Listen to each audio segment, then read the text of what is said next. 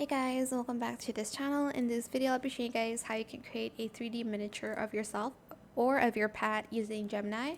Create image here using Nano Banana, and then insert your image, and then use this prompt, and you're just going to press submit.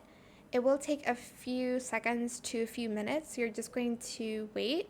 I'm not going to skip this process so you guys know like how long it actually takes to create these like 3D AI miniatures.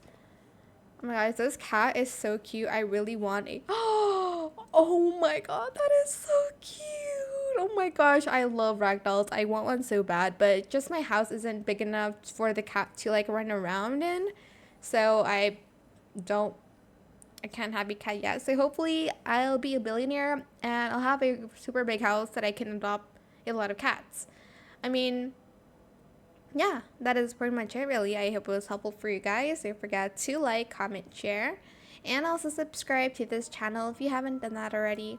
If you have any more questions about this video, just leave it in the comment section down below. I'll try my best to answer them all for you guys. And if you found this video helpful, please click the thanks button as well. That is it. Thank you so much for watching. Bye.